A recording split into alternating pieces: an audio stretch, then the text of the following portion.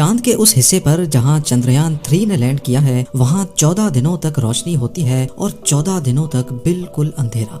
तो फिर इन 14 दिनों तक चंद्रयान 3 अर्थ पर मौजूद इसरो की टीम से कैसे कांटेक्ट कर पाएगा। इंडिया चांद पर सॉफ्ट लैंडिंग करने वाला चौथा मुल्क तो बन गया है, लेकिन यहाँ के साउथ पोल पर आज से पहले कोई और कंट्री अपना स्पेसक्राफ्ट क्यों लैंड नहीं कर पाई। और अपोलो 11 को चांद तक पहुंचने में सिर्फ 3 दिन जबकि चंद्रयान 3 को 40 दिन क्यों लग गए। नाजरीन, 23 अगस्त 2023 को चंद्रयान 3 की चांद के साउथ पोल पर कामयाब लैंडिंग ने बेशुमार सवालात को जन्म दिया है। 1959 में जब सोवियत यूनियन के लूना 2 स्पेसक्राफ्ट ने चांद पर पहली लैंडिंग की तो उसके बाद एक एक करके पावरफुल नेशंस का चांद पर जाने का सिलसिला शुरू हो गया। अभी तक टोटल 12 कंट्रीज की जानिब से 138 मून मिशंस लॉन्च किए जा चुके हैं। तो अब सवाल उठता है कि चंद्रयान 3 ने ऐसा क्या किया है जिसकी वजह से पूरी दुनिया में इंडिया की धूम मची हुई है। बेशक अभी तक 138 लूनर मिशंस हुए हैं, लेकिन इसरो ने असल में वो कारनामा अंजाम दिया है जिसको आज तक कोई भी नहीं कर पाया। पहली बात तो ये कि इंडिया वो पहली कंट्री है जिसने चांद के साउथ पोल पे कामयाब लैंडिंग की है। साउथ पोल यानी चांद का निचला हिस्सा बेशुमार क्रेटर्स, बड़े बड़े पत्थरों और खतरनाक खाइयों से भरा हुआ है। और क्योंकि यहाँ सूरज ज्यादातर सेट ही नहीं होता, इसी वजह से ये खाइयां और बड़े बड़े क्रेटर्स परमानेंट शेडोज बना देते हैं जहाँ बिल्कुल अंधेरा होता है। और जाहिर है जब लाइट ही नहीं होगी तो यहाँ लैंडिंग कितनी मुश्किल हो पाएगी। इसके अलावा चांद का एटमॉस्फेयर अर्थ की तरह थिक नहीं है। इसका मतलब है कि जिन एरियाज पर सनलाइट पड़ती है वहाँ टेम्परेचर 120 डिग्री सेल्सियस तक पहुँच जाता है, और जहाँ लाइट नहीं पड़ती वहाँ -250 डिग्री सेल्सियस। साउथ पोल पे इन शेडोज में इतनी ठंड होने की वजह से ऐसा माना जाता है कि यहाँ पर वाटर आइस मौजूद है, जो कि साइंटिफिक एतबार से दिलचस्प तो है, लेकिन ये एक्सप्लोरेशन में काफी मुश्किलात भी खड़ी कर सकती है। और जो सबसे बड़ा मसला यहाँ फेस करना पड़ता है वो है कम्युनिकेशन। चांद को देखा जाए तो इसका साउथ पोल अर्थ से ज्यादा दूर भी है और इसका कर्वेचर अर्थ का व्यू भी ब्लॉक कर रहा है। यहाँ लैंडिंग के वक्त रेडियो सिग्नल लॉस्ट होने का खदशा भी रहता है। 7 सितंबर 2019 को चंद्रयान 2 का विक्रम लैंडर चांद के साउथ पोल पे लैंड करने के लिए ऑर्बिटर से अलग होता है। इसमें लगे थ्रस्टर्स का काम लैंडर की स्पीड को कम करना था। सब कुछ प्लान के हिसाब से चल रहा था, लेकिन चांद के सरफेस से सिर्फ 2100 मीटर्स के डिस्टेंस पर विक्रम लैंडर का अर्थ पर मौजूद इसरो की टीम से कांटेक्ट टूट गया। उसके बाद क्या हुआ ये किसी ने देखा तो नहीं, लेकिन एनालिसिस से ये इशारा मिलता है कि Vikram lander fine braking phase के दौरान अपने पाथ से हट गया था और ज्यादा स्पीड से चांद के सरफेस से जाकर टकरा गया। पर इस क्रैश का अभी तक कोई सबूत नहीं मिल सका। चंद्रयान 2 की क्रैश लैंडिंग के बाद 20 अगस्त 2023 को रशियन लूना 25 ने भी साउथ पोल पर लैंड करने की कोशिश की, लेकिन बदकिस्मती से उसका भी कांटेक्ट टूट गया, जिसके बाद उसको क्रैश डिक्लेयर कर दिया गया। तो अब सवाल उठता है कि साउथ पोल अगर स्पेस क्राफ्ट लैंडिंग के लिए इतना डिफिकल्ट है तो फिर यहाँ जाने की जरूरत ही क्या है। इसका सीधा साधा जवाब है फ्यूचर स्पेस मिशंस के लिए अपनी मुश्किलें आसान करना। किसी भी स्पेस मिशन के लिए रॉकेट को अर्थ की ग्रेविटी से निकालना एक बहुत बड़ा मसला होता है। एक रॉकेट के साथ बूस्टर्स लगते हैं जो कि एक्स्ट्रा लिफ्ट प्रोड्यूस करते हैं। इस पूरे प्रोसेस में हद से ज्यादा फ्यूल इस्तेमाल होता है। रॉकेट को लिफ्ट करने के लिए हैरत अंगेज तौर पे 5000 केजी फ्यूल सिर्फ 1 सेकंड में जलता है। तो अब आप अंदाजा लगा लें कि जब तक रॉकेट स्पेस तक नहीं पहुंच जाता ये कितना ज्यादा फ्यूल बर्न करता होगा। इन्हीं मुश्किलात को आसान बनाने के लिए साइंसदानों के पास एक सॉल्यूशन है कि क्यों ना चांद पर ही एक बेस बनाई जाए। क्योंकि चांद पर ग्रेविटी बहुत कम है, इसी वजह से अगर वहां से स्पेस मिशन पे जाना होगा तो कम से कम फ्यूल में ये काम हो सकता है। पर मसला ये है कि कम फ्यूल ही सही, पर चांद पर फ्यूल आएगा कहां से, या फिर अगर कोई बेस होगी तो उसकी रिक्वायरमेंट्स पूरी कैसे की जाएंगी।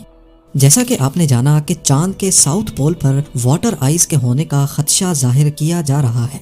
अगर तो ऐसा है तो फिर पानी से ऑक्सीजन और हाइड्रोजन को अलग कर दिया जाएगा और ये दोनों गैसेस रॉकेट फ्यूल के तौर पे इस्तेमाल की जा सकेंगी। साथ साथ ये पानी लूनर बेस पे पीने के काम में भी लाया जा सकता है। इसके अलावा लूनर साउथ पोल के बारे में ख्याल है कि यहाँ पर हीलियम 3 भी मौजूद हो सकता है। ये आइसोटोप न्यूक्लियर रिएक्टर के लिए बहुत ज्यादा जरूरी होता है।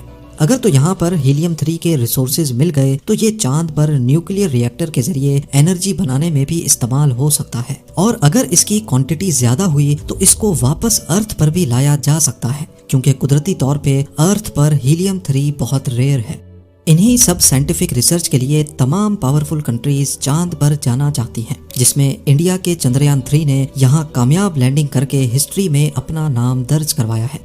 और हैरत की बात तो ये है कि सिर्फ 3 दिन पहले रशियन लूना 25 ने लूनर साउथ पोल पर क्रैश किया है, जिस पर $200 मिलियन यानी 1640 करोड़ रुपयों की लागत आई थी। और वहीं चंद्रयान 3 ने रशिया के मुकाबले में सिर्फ 615 करोड़ रुपयों में ये प्रोजेक्ट कामयाबी के साथ पूरा किया। चंद्रयान 3 के डिजाइन की बात की जाए तो ये 3 कंपोनेंट्स में डिवाइडेड है। पहला है प्रोपल्जन मॉड्यूल, जो लैंडर और रोवर दोनों को चांद के ऑर्बिट तक लेके गया। इसके बाद है विक्रम लैंडर, जिसको इंडियन स्पेस प्रोग्राम के फादर डॉक्टर विक्रम साराभाई के एजाज में ये नाम दिया गया है। चांद के ऑर्बिट से विक्रम लैंडर को प्रोपल्जन मॉड्यूल से अलग कर दिया गया। इसकी 4 टांगे हैं और इसमें 4 लैंडिंग थ्रस्टर्स लगे हुए हैं, जो अर्थ पर 324 केजी जबकि चांद पर कम ग्रेविटी होने की वजह से 2000 केजी तक का थ्रस्ट प्रोड्यूस कर सकते हैं। इसको खास चांद पर सॉफ्ट लैंडिंग के लिए डिजाइन किया गया है। नॉर्मली जब स्पेस क्राफ्ट्स को चांद या मार्स पर लैंड कराना होता है तो इसके 2 तरीके होते हैं।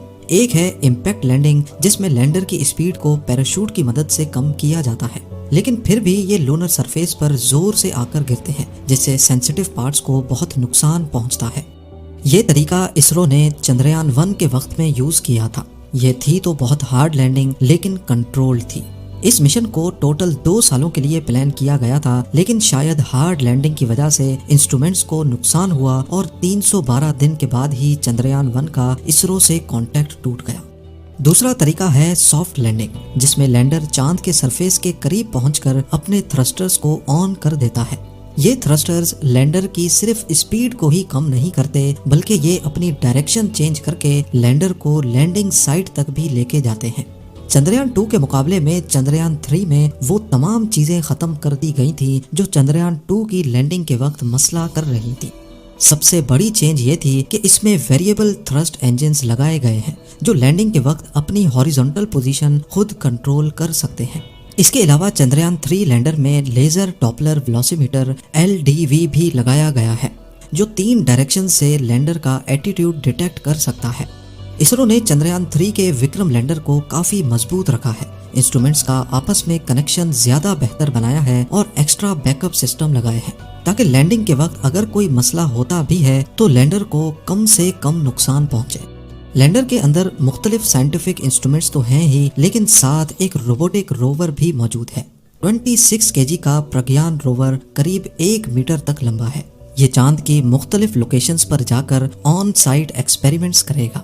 जो सैंपल्स वो खुद टेस्ट नहीं कर पाएगा उसको वो विक्रम लैंडर तक लेके आ पाएगा। अगर ये तमाम रिसर्च बिल्कुल ठीक अंदाज में हो गई तो इंडिया साउथ पोल में लैंड करने के साथ साथ यहाँ रिसर्च करने वाला पहला देश भी कहलाया जाएगा। लॉन्च की बात की जाए तो चंद्रयान 3 को LVM-3M4 रॉकेट के जरिए 14 जुलाई 2023 वाले दिन सतीश धावन स्पेस सेंटर से लिफ्ट किया गया था। पहले 14 जुलाई से लेकर 1 अगस्त तक ये अर्थ को ही ऑर्बिट करता रहा, जिसको ऑर्बिट रेजिंग फेज कहा जाता है। इसमें स्पेसक्राफ्ट को अर्थ के गिर्द कुछ इस तरह से ऑर्बिट कराया जाता है। ये तरीका इसलिए इस्तेमाल किया जाता है ताकि स्पेसक्राफ्ट अर्थ की ग्रेविटी को इस्तेमाल करके अपनी स्पीड बहुत ज्यादा तेज कर सके। 1 अगस्त को इसकी स्पीड अर्थ के ऑर्बिट से निकलने के लिए काफी हो चुकी थी। इसी मौके पर इसरो ने इसकी डायरेक्शन चांद की तरफ कर दी। इस एनिमेशन में ब्लू डॉट अर्थ है, पर्पल लाइंस चंद्रयान 3 का ऑर्बिट और ग्रीन लाइंस चांद का ऑर्बिट है। इसी तरह चांद के गिर्द भी इसका ऑर्बिट कुछ इस तरह का था। पहले दिन इसने चांद के गिर्द एक बहुत बड़ा ऑर्बिट किया, फिर एक एक दिन करके ये चांद के गिर्द और करीब आता गया। 17 अगस्त को विक्रम लैंडर प्रोपल्जन मॉड्यूल से अलग होकर चांद के और करीब आ गया और फिर 23 अगस्त को जब ये फासला सिर्फ 30 किलोमीटर रह गया तो थ्रस्टर्स ऑन करके ब्रेकिंग सिस्टम एक्टिवेट कर दिया गया। जब आखिर के सिर्फ 150 मीटर रह गए तो विक्रम लैंडर को 30 सेकंड्स के लिए होवर करवाया गया ताकि कोई परफेक्ट लैंडिंग स्पॉट ढूंढकर वहां लैंड करवाया जा सके। और फिर फाइनली 6:02 पे विक्रम लैंडर ने चांद के साउथ पोल पे लैंड करके एक नई तारीख कायम कर दी। पर क्या वजह है कि अपोलो 11 ने चांद का ये सफर सिर्फ 3 दिन में तय किया, जबकि चंद्रयान 3 को पूरे 40 दिन लग गए। असल में ऐसा नहीं है कि चंद्रयान 3 चांद पर जल्दी नहीं पहुंच सकता था, ये सारी बात है प्रायोरिटीज की। अपोलो 11 एक क्रूड मिशन था, यानी ये वो पहला स्पेसक्राफ्ट था जिसको ह्यूमंस के साथ चांद पर लैंड करना था। यहाँ प्रायोरिटी क्रू को बाहिफाजत चांद तक लेके जाना और फिर वापस भी लाना था। इसी वजह से अपोलो 11 स्पेसक्राफ्ट के प्रोपल्जन सिस्टम को इतना स्ट्रॉन्ग रखा गया कि वो कम टाइम में ही इतनी स्पीड अचीव कर ले जिससे वो अर्थ की ग्रेविटी से बाहर निकल सके। दूसरी तरफ चंद्रयान 3 में कोई इंसान नहीं था। ये एक रिसर्च मिशन है जिसमें प्रायोरिटी जल्दी पहुंचना नहीं बल्कि अपने साइंटिफिक मकसद को हासिल करना है।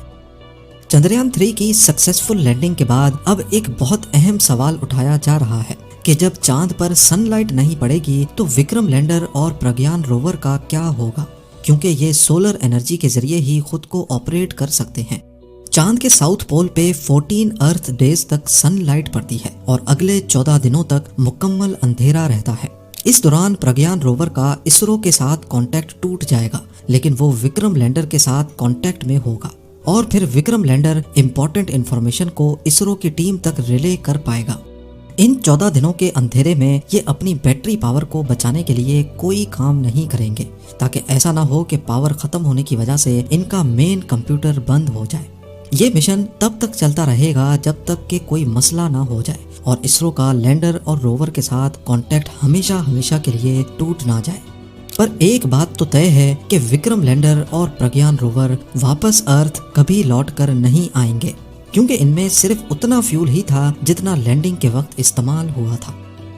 ये वो चांद की वीडियो है जो लैंडिंग से सिर्फ 8 दिन पहले चंद्रयान 3 के पोजीशन डिटेक्शन कैमरा से रिकॉर्ड की गई थी और ये वीडियो 17 अगस्त की है, जब विक्रम लैंडर प्रोपल्जन मॉड्यूल से अलग हो गया था।